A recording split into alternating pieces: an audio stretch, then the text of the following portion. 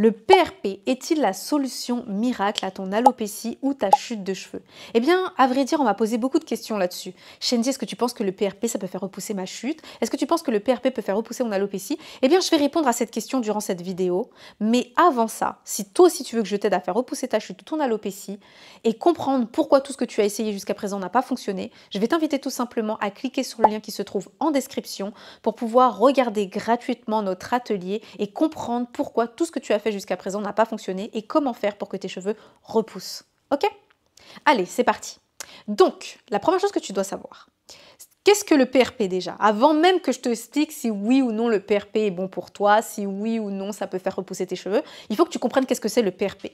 Le PRP, donc en quoi ça consiste? Eh bien, c'est la réinjection de plasma. D'accord? C'est ça le PRP. Donc, je vais t'expliquer ce que c'est le plasma. En fait, ce qu'on va faire, c'est qu'on va te prendre du sang, d'accord? Et ce sang, on va le passer en centrifugeuse et on va aller prélever le plasma, d'accord? Et te réinjecter le plasma dans le cuir chevelu. Pourquoi le plasma? Parce qu'on dit que le plasma a beaucoup plus de vitamines, beaucoup plus de produits, de substances qui va faire en sorte que les cellules se régénèrent. C'est pour ça qu'on réinjecte le plasma. Mais il y a plusieurs problèmes à cette chose-là. Des fois, il t'ajoute aussi quelques vitamines dans ton plasma pour en plus réinjecter ça dans ton cuir chevelu. Okay? C'est en ça que consiste le PRP. Donc, on te prend du sang, on le met en centrifugeuse, on t'ajoute 2-3 vitamines parfois, des fois c'est directement ton plasma, et puis on te le remet dans ton cuir chevelu en espérant que ça régénère certaines cellules. Ok? J'ai bien dit en espérant. Alors, il y a 3 problèmes par rapport à ça. La première chose, c'est que le PRP, ça ne va pas être efficace au long terme. Déjà, ce n'est pas efficace au long terme si tu ne changes pas tes pratiques de coiffure, si tout le reste ne va pas. Je vais t'expliquer pourquoi. Si jamais tu fais du PRP et que tu as quelques résultats, ne sait-on jamais, d'accord? On ne sait pas, ton sang est de très bonne qualité, on a ajouté les bonnes vitamines qu'il te fallait et tu as du résultat, tu vas avoir quelques duvets ou un peu de cheveux ou quoi que ce soit. Et bien, la plupart des divas qui ont témoigné ont dit que leurs cheveux avaient été retombés après avoir utilisé le PRP. Pourquoi? Et bien, je vais t'expliquer pourquoi les cheveux sont retombés après le PRP. Parce qu'il n'y avait aucune méthode pour soutenir en fait le traitement. Ça veut dire qu'elles ne savaient toujours pas gérer leurs cheveux, elles ne savaient toujours pas quel produit utiliser, elles ne savaient toujours pas quelle coiffure faire, elles n'avaient aucune hygiène capillaire. Ce que j'appelle l'hygiène capillaire, c'est tout ce qui tourne autour du cheveu, d'accord? Je ne parle pas que de laver ses cheveux, je parle des manipulations, je parle des coiffures, je parle des soins, je parle de tout ça. Et elles n'avaient aucune connaissance sur les cheveux, sur leurs propres cheveux. Donc quand tu ne sais pas gérer tes cheveux, utiliser une solution comme ça au hasard, certes, ça va peut-être fonctionner, mais derrière, ça va retomber. Pourquoi? Parce que tu vas refaire les mêmes pratiques qui t'ont emmené là où tu avais l'alopécie, d'accord? Donc voilà. La deuxième chose, alors en fait c'était plutôt la première, mais la deuxième chose c'est que si tu ne connais pas ta cause d'alopécie, aller faire du PRP ne sert à rien. Pourquoi? Parce que dans certains cas d'alopécie, le PRP ne marche pas. Je vais t'expliquer. Dans le cas de dérèglements hormonaux, d'accord, les dérèglements hormonaux, le PRP ne fonctionne pas. Pourquoi? Parce que ton sang est déséquilibré. Tes hormones dans ton sang sont déséquilibrées. Donc quand on va prendre ton sang, qu'on va le mettre en centrifugeuse et te réimplanter le même sang problématique qui t'a créé ta chute, il y a un problème. Tu vois ce que je veux dire? Pour les dérèglements hormonaux, ça marche pas. Pour certaines alopécies de traction, ça marche pas. Pour certaines alopécies dues à un choc émotionnel, étant donné qu'il y a une inflammation du cuir chevelu, réinjecter du plasma ne va rien changer. L'inflammation sera toujours là, d'accord? Le plasma, c'est pas un anti-inflammatoire. Pour, tous les types d'alopécies dues à des carences nutritionnelles, ça marche pas non plus. Ça va pas fonctionner parce que c'est le même sang carencé qu'on va aller te réinjecter. Tu vois bien qu'il y a un problème. Tu vois ce que je veux dire? C'est-à-dire qu'on va reprendre ton sang qui est en carence, on va le mettre, on va te réinjecter le plasma qui est en carence, même si on ajoute certaines vitamines, ça ne change rien, ton corps est en carence. C'est pas parce qu'on va t'ajouter 2-3 vitamines que ça va freiner la carence. Tu vois ce que je veux dire? Donc, dans beaucoup de cas, le PRP ne marche pas. Je ne dis pas que c'est une solution qui est totalement inefficace.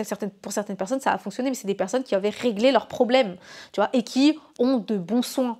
Mais si toi, tu pars de zéro, que tu n'as rien du tout et qu'en plus, tu fais partie des problèmes que j'ai cités précédemment, ça ne sert à rien d'aller payer super cher des séances de PRP qui ne vont pas fonctionner. D'accord? Ce n'est pas une solution miracle. Et encore une fois, ce n'est pas durable dans le temps si au bout d'un moment, les problèmes que tu as, le problème de base que tu as n'est pas géré. D'accord? Ou alors, par exemple, je vais prendre un exemple d'une personne qui a un fibrome. Tu as des fibromes, donc tu as des règlements hormonaux, tu as des dérèglements hormonaux, plus tu as des carences nutritionnelles. Donc, sur le moment, tu vas aller rebooster ta pousse. C'est cool, tu vas aller faire ton truc. Alors déjà, ça ne va pas forcément très bien fonctionner parce que à part si tu as réglé ton problème de carence nutritionnelle, ce n'était pas un bon exemple. Je vais prendre un autre exemple parce que les problèmes de fibrome, ça ne marche pas. Le PRP ne marche pas pour les problèmes de fibrome parce que c'est trop de problèmes, dans le sens où il y a carence nutritionnelle plus dérèglements hormonaux. Donc on va prendre plutôt l'exemple pour quelqu'un qui a une alopécie de traction. D'accord? Quelqu'un qui a une alopécie de traction, c'est-à-dire qu'elle n'a pas de carence nutritionnelle, qu'elle n'a pas de dérèglement hormonal, que tout va bien. Ok? Ok, elle va aller faire le PRP pour régénérer les bulbes pileux qui sont, on va dire, entre guillemets, dormants, endommagés, pour remettre en place les cellules. Ok, c'est super. Donc elle va faire ça pendant 3 mois, ça va repousser. Quand je dis ça va repousser, elle aura du duvet, elle va avoir quelques petits cheveux qui vont repousser, ça va être cool. Le problème, c'est que, qu'est-ce qui va se passer à votre avis? Ah, mes cheveux ont repoussé, je vais recommencer à me coiffer. Voilà ce qui va se passer. C'est aussi simple que ça. Parce qu'elle n'a pas compris que c'est ses coiffures qui la créent, parce qu'elle n'a pas compris que ce sont ses coiffures qui l'emmènent à l'endroit où elle en est. D'accord? Donc, comme elle n'a pas compris que ses coiffures étaient problématiques, ou alors que son temps de coiffure était problématique, ou alors, encore une fois, que ce ne sont pas peut-être, c'est ni les coiffures, ni son temps de coiffure, mais ses manipulations au quotidien qui sont problématiques, à votre avis, qu'est-ce qui va se passer? Eh bien, elle va retourner à la case départ, parce qu'elle va emprunter le même chemin qui l'avait conduit vers l'alopécie. Et c'est ça qui est problématique. Tu vois ce que je veux dire? Donc, le PRP n'est pas une solution infaillible. C'est pas, pour moi, aujourd'hui, c'est même pas une solution. Parce que dans beaucoup de cas d'alopécie, ça ne marche pas. D'ailleurs, pour le postpartum, ça ne fonctionne pas non plus. Pourquoi? Parce que, encore une fois, c'est le même sang problématique qu'on va aller t'injecter. Donc, ce n'est pas ce dont tu as besoin. Tu vois? Donc voilà. Dans le seul cas où ça pourrait vraiment être utile, encore une fois, c'est pour certains cas d'alopécie de traction. Et pour des cas où c'est pas super grave. Et encore une fois, il faut que la personne ait une bonne hygiène de vie parce que sinon ça marche pas. Tu vois? Il y a beaucoup de choses en fait à prendre en compte pour que le PRP fonctionne. C'est-à-dire que si tu as une alopécie de traction, mais que tu manges que de la viande et des féculents, que tu manges pas de légumes, que tu manges pas de fruits, que tu t'hydrates pas bien, que tu dors pas bien, ton sang il n'est pas de qualité. C'est pas un sang de qualité, on va pas se mentir. C'est-à-dire que oui, tu n'as pas des carences nutritionnelles, etc., mais ton sang n'est pas de qualité.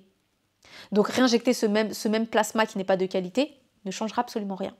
Tu comprends? Donc, si je dois donner mon point de vue sur la solution du PRP, je trouve que c'est beaucoup d'argent, beaucoup de souffrance parce qu'on ne prend pas en compte aussi qu'on t'injecte quand même. Donc, il y a des injections qui sont faites. Si tu crains les aiguilles, le cuir chevelu, c'est une partie très sensible du corps humain. Donc, voilà, si tu n'aimes pas ça, si tu n'as pas envie qu'on t'injecte quoi que ce soit. Enfin, je trouve que c'est beaucoup de choses, beaucoup d'argent dépensé pour très peu de résultats.